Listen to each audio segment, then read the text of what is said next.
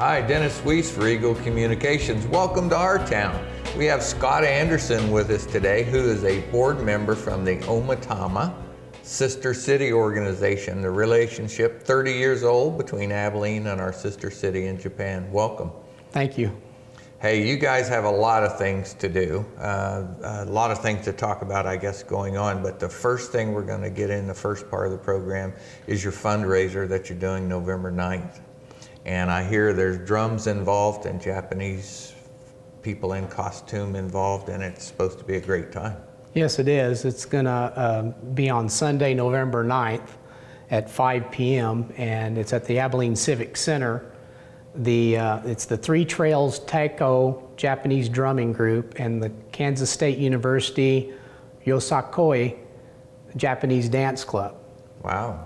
Okay. I think they have been in the community before. We were talking about this before the camera came on, and I think some folks probably know that it was really cool event. So great thing. And you're going to do something special with the money. Yes, the proceeds are all going to the Great Plains Theater. They've done a wonderful job in the community, and we just want to help them out with what has happened. Okay. All right. Okay. Now there's the fun part. You know, when I came to Kansas, it wasn't 1992. It wasn't very long before I ran into this sister city thing. And I grew up in the sticks of Colorado and went to college in New York, and I don't remember either place having a sister city, so it was all new to me.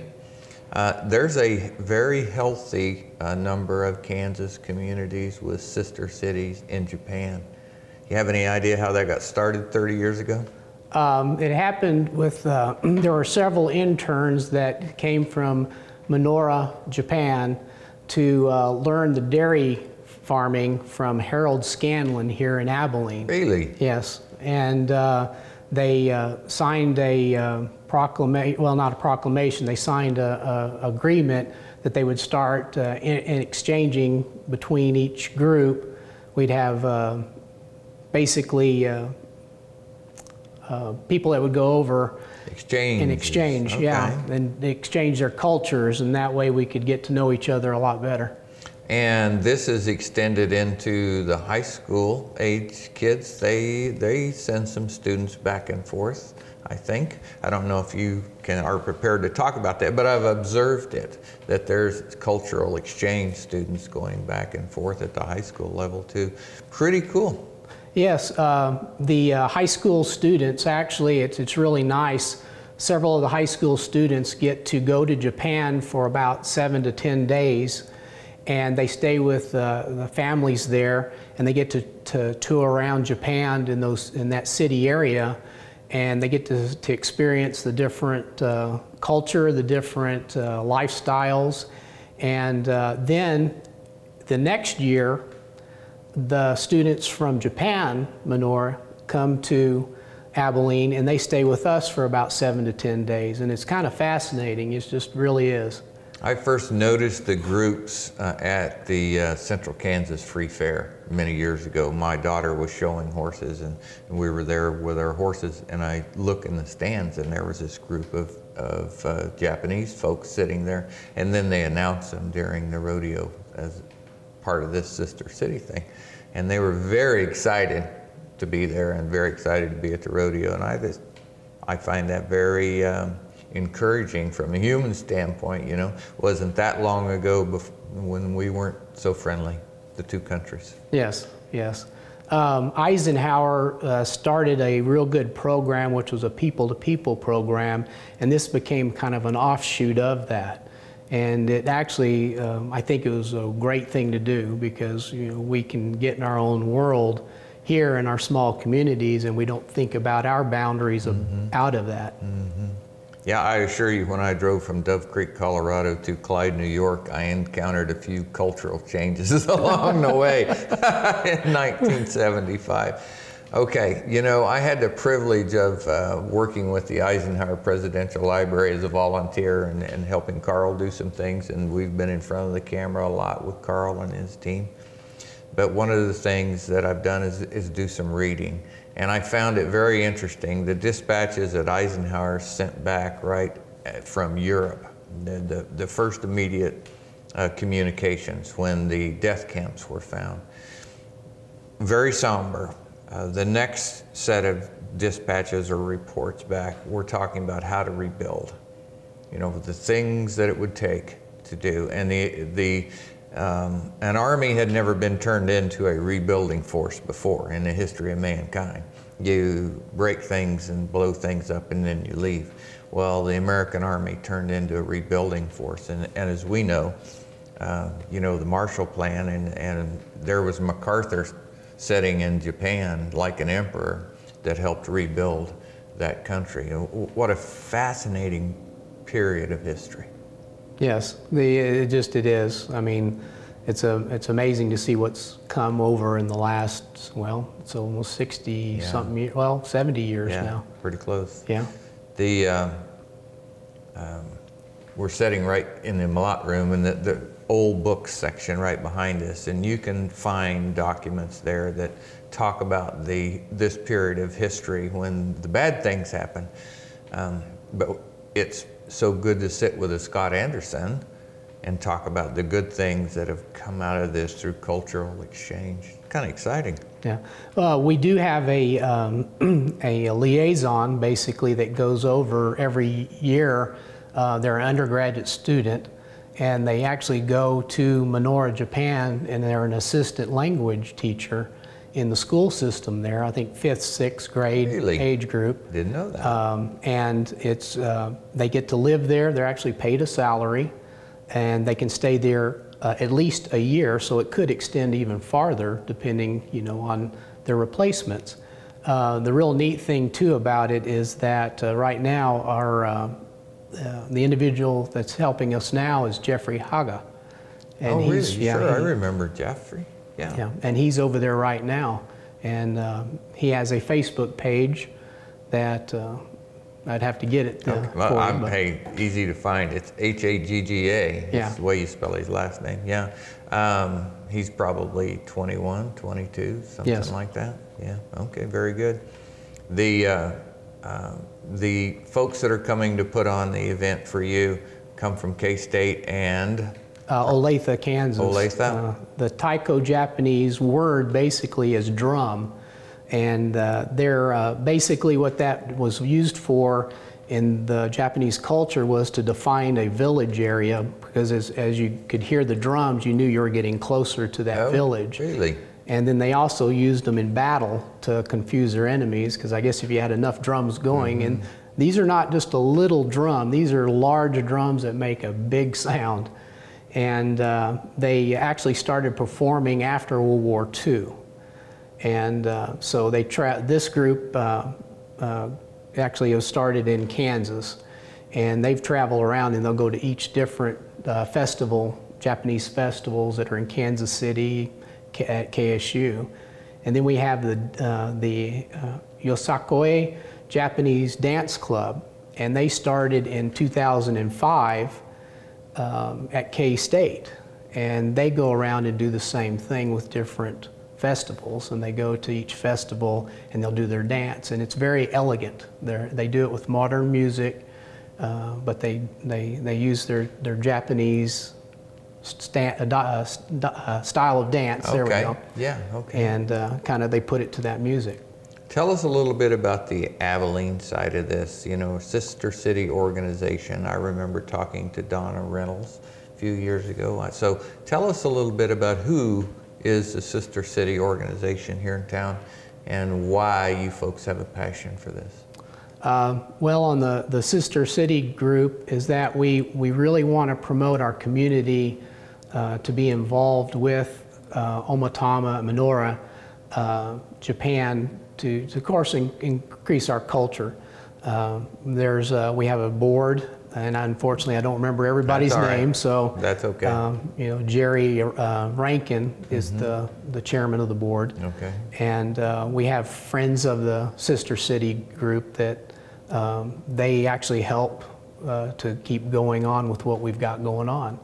And the group, we meet once a month, and we help get our delegates ready over a period of a year to get ready to go to Japan. Now they just came back in July from Japan. Right.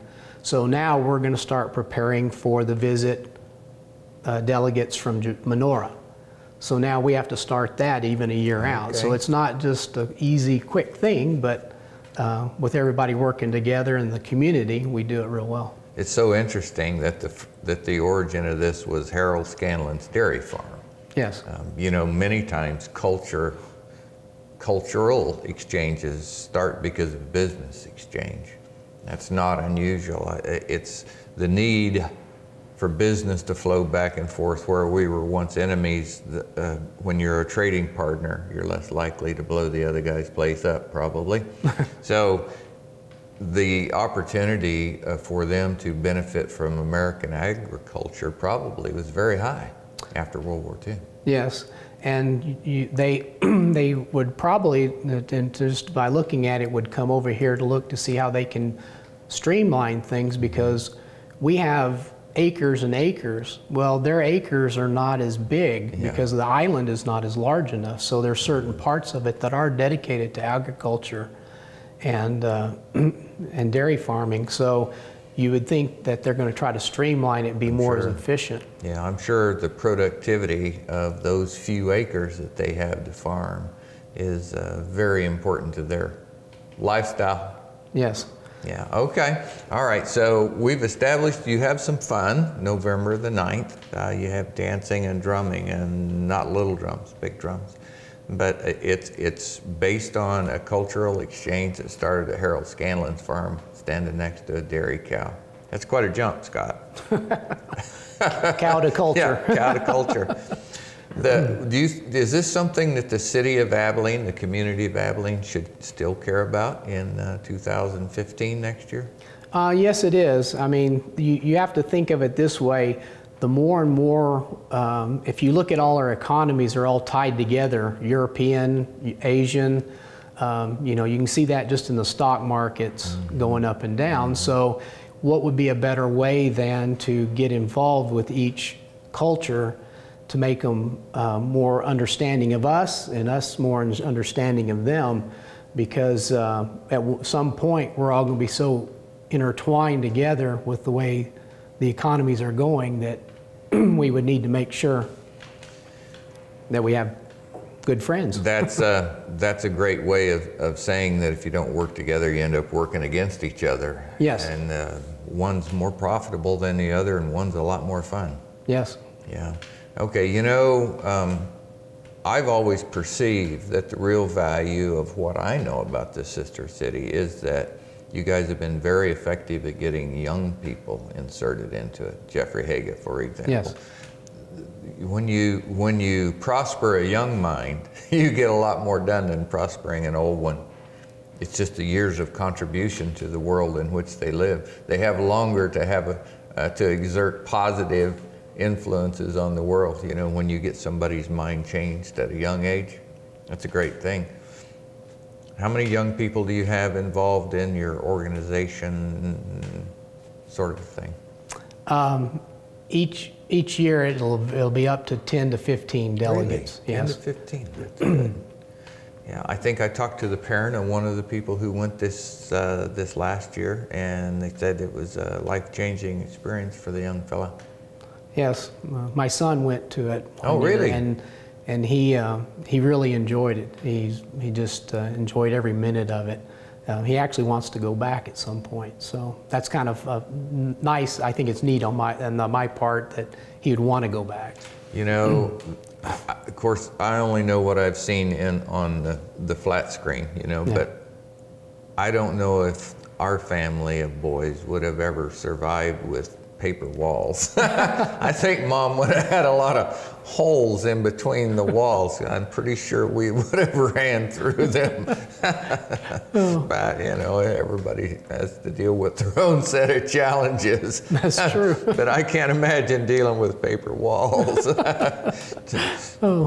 Maybe that bamboo stick was the impetus to run through the wall. Might have been. The cultural exchange there. Mom would have understood that one. Okay. when we started the program, you gave your name and title as a board member here. I give you an honorary one while you're here. Oh, okay. Because you haven't been on camera with us. You're in the running for the hardest working guy in Abilene. I've got 2 candidates, and you're one of them. Okay. I haven't figured out when I'm going to announce the winner or what the award might be. I think it'll be truly significant. So let's talk business. You work hard every day to prosper yourself and your business. Japan's one of our key trading partners and has been for a long time. We've talked a little bit about how culture helps business, but how important is it that Abilene is connected business to the prime mover in Asia, Japan? That actually right now it's between India and China that are the fastest growing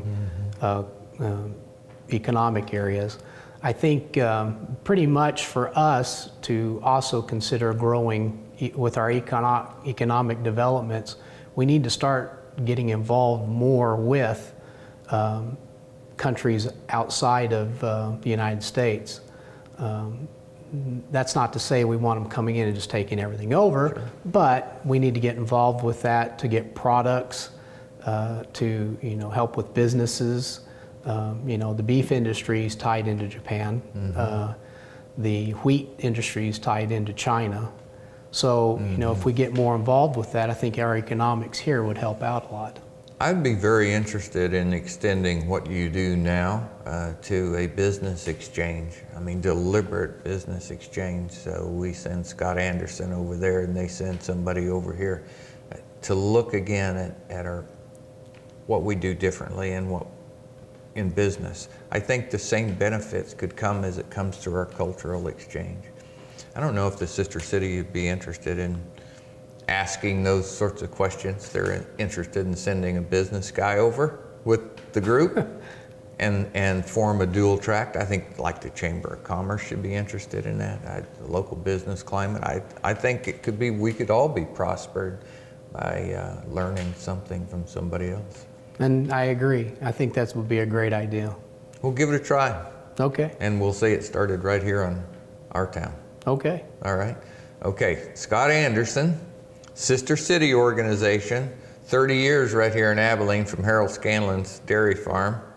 You're kicking off an event November the 9th at 5 p.m. All the proceeds go to Great Plains Theater to help them with their efforts. Japanese drumming, Japanese dancing, and guaranteed to be a great time. Yes, it will. And if somebody wants to know more about the Sister City, they can find your friendly face. That's right. They can. And ask all the questions they want. That's right. There you go. And you'll have the answers. You haven't even flipped through your cards, not one. No. Just a pile of paper there. Folks, we appreciate your viewing on Our Town today, and we appreciate your support for organizations like the Abilene and Omatama and Menorah Sister City organization here in town. And I'm sure they'd love to see you November the 9th out at the Civic Center? Civic Center. Civic Center. All right. Scott, thanks for coming. Thank you.